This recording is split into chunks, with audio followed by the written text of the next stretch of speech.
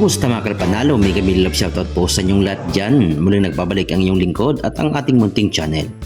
Si Aya Midil na dating Filipino actress at ngayon ay nagmamayari nga ng napakaraming restaurants bilang isa sa kanyang mga pinagkakabalahan sa buhay.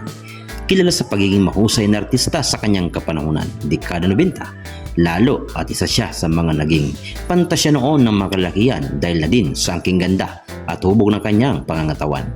Mapapanood mo siya sa mga palabas gaya na Sisa, Laro ang Buhay, Aking Kalang, Nakalimot sa Pag-ibig, Babae sa Bubungang Lata, Siya'y Nagdadalaga at marami pang iba.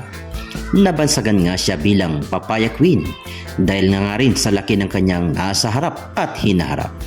Pero bakit nga ba tumigil si Ate Aya sa kanyang showbiz career? Ang sagot po mga kapanalig at kalpanalo dahil ipinagpatuloy ang kanyang pag-aaral sa culinary at the Center for Asian Culinary Studies. At doon nga nagsimula siyang magtayo ng kanyang restaurant business sa Tabaco, Albay. Napangasawa nga siya ng isang Hapon na si Yuji Hayakawa na isang mayamang negosyanteng Hapon. Mga kalpanalo, kailan nga ba tumigil si Ate Aya sa kanyang showbiz career? Iyon nga po ay taong 2002. Pagkatapos na nakapag-asawa ay nabiyayaan din sila ng dalawang anak na sina Shania at Simon.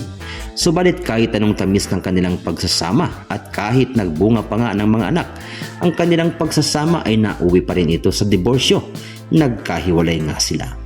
Hindi na kailanman umibig si Ate Aya at ang buong atensyon niya ay nakapokus na lang sa kanyang mga anak at pagninegosyo. She is now living with peaceful life with her children, prioritizing their well-being and education.